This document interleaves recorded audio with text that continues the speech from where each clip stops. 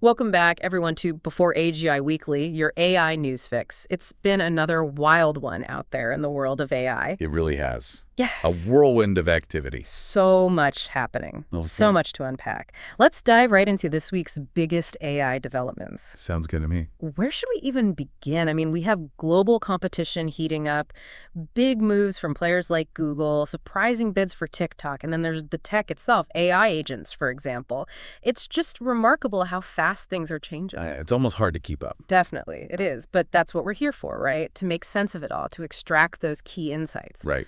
So I guess let's start with the global AI landscape. The competition between the US and China is really becoming something, isn't it? It is. It feels like every week there's a new development. And this week, it was Tencent launching their new model, Hunyuan-di-tian, on March 21st. Oh, yeah, Hunyuan-di-tian, powered by their Turbo S foundational language model. I mean, it's clearly aimed right at DeepSeek's R1. Absolutely. They're going head-to-head. What's interesting about Tencent's approach, though, is they're really emphasizing speed, their ability to process large amounts of text and keeping those hallucinations low. You know, those times when the AI just spits out something that's totally off. Makes sense.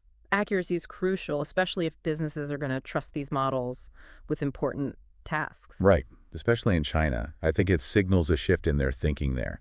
It's not just about raw power anymore. More about reliability. Yeah, exactly. Building trust. And that's key if they want wider adoption, to get companies on board. Absolutely. Speaking of big moves, can we talk about Google buying Wizz for a cool $32 billion? Wow, that was a bombshell. I know, $32 billion in cash for a 5-year-old company that's projected to hit $1 billion in revenue this year. That's the power of cloud security in the age of AI. I mean, their CNAPP technology, cloud-native application protection platform, is crucial. I'm still wrapping my head around that price tag. It's Google's biggest acquisition ever, right? It is. And it tells you how important they think this is. Wizz is already a leader, and Google wants to use that expertise to really bolster Google Cloud security, especially as AI becomes more and more integrated. And they have to, right? To compete with Microsoft and Amazon.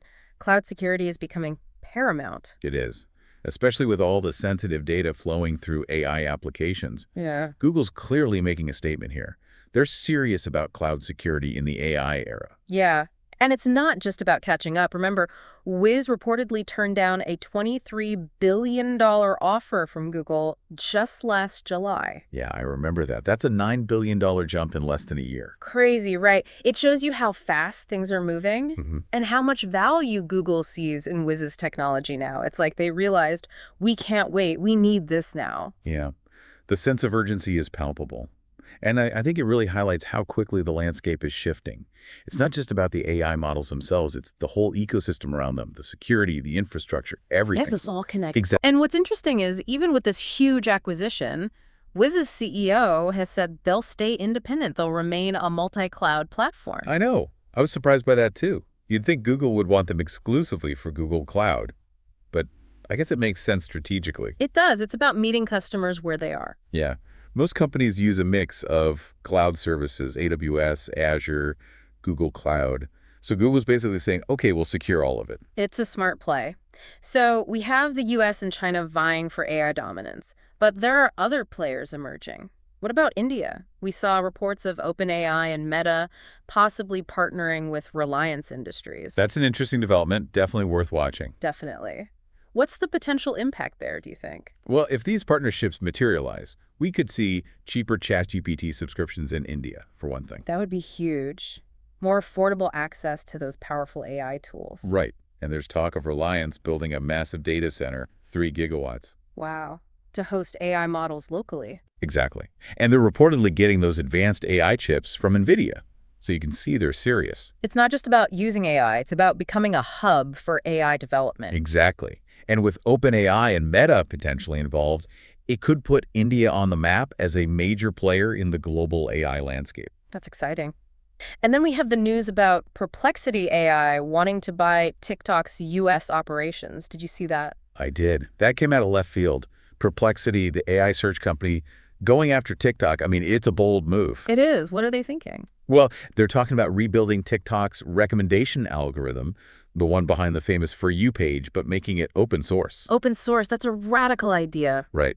Transparency is a big concern with these algorithms, and there are concerns about bias, manipulation. Perplexity wants to address that, and they're also talking about integrating their AI search capabilities. So turn TikTok from a purely entertainment platform into something more. Exactly. A platform where you can both be entertained and find information. It's a fascinating vision, but do they even have the resources for this? TikTok's U.S. operations are worth a fortune. They're aiming to raise between $500 million and $1 billion. That would potentially double their valuation to $18 billion. That's still a David versus Goliath situation. It is. But even if their bid fails, it sparked a conversation about transparency, about the future of social media. That's valuable in itself. It really is. Now, let's shift gears and talk about the tech itself. I've got to ask about this Moore's Law for AI agents thing. What's that all about? Right. Meta Research came up with that term. Basically, they're saying that the time it takes an AI agent to complete a task is doubling, roughly, every 7 months. Doubling every 7 months. Yeah. Think about the implications for automation. And for the newest models, the doubling is happening even faster. Even faster? Yeah, like every 3 months or so. Every 3 months. I mean, how's that even possible? Yeah. It's mind-blowing. But the research suggests it's true. Think about it. In 2019, AI agents were doing basic tasks, stuff a programmer could do in seconds. Now, models like Claude 3.7 Sonnet are reportedly handling tasks that take a human expert an hour. An hour. And with decent accuracy. Around 50%. Not bad for a machine, right? That's incredible. So we've got these AI agents getting exponentially better at completing complex tasks. And at the same time, we have this AI price war brewing. Yeah, the economics of AI are changing rapidly. And Baidu is leading the charge. They're saying their new Ernie model is as good as, or even better than, GPT 4.5, but at a tiny fraction of the cost. Like 1% of the cost, right? That's what I read. Right, and their Ernie X1 reasoning model is supposed to be half the price of DeepSeek's model, which was already considered very affordable. So what does this mean for the industry? For startups, for big companies? Well, it could democratize access to powerful AI. Imagine startups with limited budgets suddenly being able to leverage these cutting-edge models. It could level the playing field in a big way. And for bigger companies, it puts pressure on them to keep up. If those prices keep dropping, they'll need to rethink their own pricing strategies. Absolutely. And it could also affect the value proposition of those expensive AI chips. If you can get similar performance with cheaper models, why invest in the most expensive hardware? So many questions. It's exciting, but also a little unsettling, you know? I know what you mean. It's a lot to process. It's a lot to process. And not everyone is adapting smoothly. What about Apple? They're having some trouble with their AI strategy, right? Yeah, they've publicly admitted they're facing some challenges. There are reports of problems with Siri, delays with new AI features, even a lawsuit claiming false advertising about their Apple Intelligence. It seems like integrating AI deeply into their ecosystem is proving tougher than they expected. And they're reportedly considering some pretty drastic moves, like maybe even retiring the Siri brand altogether. That's right. Some even suggest integrating a third-party AI assistant, maybe from OpenAI. Others think they should acquire a leading foundation model company like Anthropic. Or even buy a Chinese AI company like DeepSeek or Manus. It shows you how much pressure they're feeling to catch up. They know they can't afford to fall behind in this AI race. Yeah, especially with their massive user base and their whole hardware ecosystem, they need to have a strong AI play. Absolutely. Another idea being floated is for them to focus on designing what some are calling the agent operating system. It's basically a new way of interacting with AI agents, a new user interface paradigm. That's interesting. Like, instead of trying to win the foundation model war, they could try to win the user experience war. Exactly. That would play to their strengths. They're known for their user-centric design. It'll be interesting to see what they do. They're definitely at a crossroads, and Apple's not the only big player facing challenges. Salesforce seems to be hitting some bumps with their Agentforce AI offering. Yeah, their CEO, Mark Benioff, has been very optimistic about Agentforce. He sees it as a big growth driver. But their CFO, Amy Weaver, has been a bit more cautious. It seems like they're facing some headwinds. What kind of headwinds? Well, there's some talk that customers aren't quite ready to adopt this technology. Not ready. Why not? Well, some might still be figuring out how AI fits into their workflows. Others might be hesitant because of concerns about those AI hallucinations. And it sounds like there are some issues with integrating Agentforce with different customer data systems. Yeah, and the pricing model could be a factor too, $2 per conversation. That could add up fast for companies with a high volume of customer interactions. It could. So it seems like Salesforce might need to refine their approach, improve the reliability, make the data integration smoother, maybe adjust the pricing. Make it more appealing to customers. Right. Makes sense. Now, what else caught your eye this week? Well, Nvidia's GTC event was pretty impressive. Always is. Jensen Huang never disappoints. He really doesn't. Yeah. He unveiled their new Blackwell architecture, including their Ultra GB300 chip, which is incredibly powerful. I know. I can't even imagine the computing power packed into that thing. Right. And he also gave us a sneak peek at Rubin, which is expected in 2026, and then Feynman, even further out, in 2028. They just keep pushing the boundaries of what's possible. And they're not just focused on chips.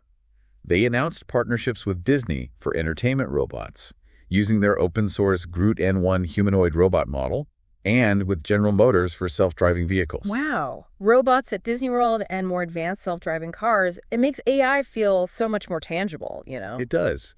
But it's interesting. Despite those big announcements, Nvidia stock didn't surge as much as some might have expected. Yeah. Why do you think that is? It could be a few things. The broader market might be jittery. And then there's the cost of all this. Yeah. Building out the infrastructure to support these powerful AI chips requires massive investment. Those data centers are not cheap to build or run. Exactly. So some investors might be taking a wait-and-see approach. Makes sense. Now, what about Google's upgrades to Gemini? They've integrated Notebook LM now, right? They have. And one of the coolest new features is that audio overviews feature. It basically creates a podcast from your research materials. Whoa, a podcast from research. Yeah, like a summary of all the key points. Think how useful that would be for researchers, for content creators. It would save so much time. So that's Gemini getting even more powerful. What about Anthropic? Any updates from them? They've added web search to Claude, their chatbot. Oh, that's a big one. Web search is essential for any AI that needs to stay up to date. Exactly. It was a crucial missing piece for Claude. Now it can access real-time information and compete more directly with other leading AI assistants. It's amazing how quickly these models are evolving. And speaking of evolving, the investment in AI startups shows no signs of slowing down. We saw Graphite, the coding tools company, raise a massive $52 million in Series B funding. That's a great sign for the AI startup ecosystem, and it highlights the growing interest in specialized AI applications. Companies are seeing the potential of AI to transform specific workflows, and investors are eager to support them. For sure. And Elon Musk's xAI acquired a text-to-video startup called Hotshot. Seems like everyone is getting into the multimodal AI game. That's right. The ability to understand and generate content in multiple formats beyond just text is a huge area of development. Text-to-video is just one example. We'll be seeing a lot more of that. It's going to change how we create and consume content. And what about the Chinese AI scene? Any notable developments there? Well, there were reports of a potential tie-up between Manus and Alibaba also released their new AI model, R1 Omni.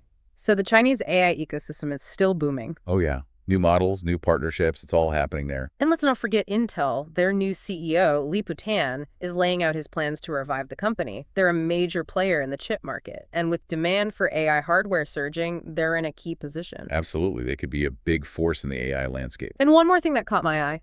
A bunch of AI-related cryptocurrencies saw a big jump in price in mid-March. That's fascinating. Cryptocurrencies like RSS3, JAM, and ALI all saw significant gains. It seems like there's growing interest in the decentralized infrastructure that could underpin AI and those AI agents. Definitely.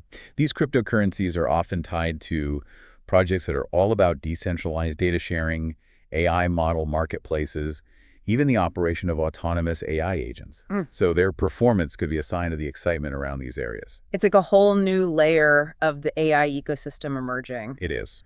So we've covered a lot of ground this week. From these huge foundation models and powerful chips to the strategic battles being fought by tech giants, the rise of AI agents, even the buzz in the crypto world, it's clear that the world of AI is moving fast. It really is. It's a constant evolution. So what are your key takeaways from all this? What should our listeners be thinking about as they navigate this ever-changing AI landscape? Well, for me, the big takeaway is the sheer speed of innovation, especially when it comes to AI agents. That doubling of their task completion time horizon is phenomenal. It has huge implications for how we work, how we automate tasks, how we think about productivity. It's mind-blowing. It is. And then there's the intensifying global competition and these price wars. That's going to have a huge impact on the accessibility and cost of AI. We could see a real democratization of access to these powerful tools. Which is exciting, but it also raises questions. Can the established players adapt quickly enough? What new breakthroughs will we see as AI agents become even more sophisticated? Those are the questions we need to keep asking. Absolutely. So listeners, I hope this deep dive has given you a good sense of where things stand in the world of AI right now. It's a fascinating, dynamic space, and we'll be back next week with more insights and analysis. Looking forward to it. Until then, for more AI news, tutorials, and discussions, be sure to subscribe to the podcast and visit my YouTube channel, Ian Okyang AI. See you all next week. Take care.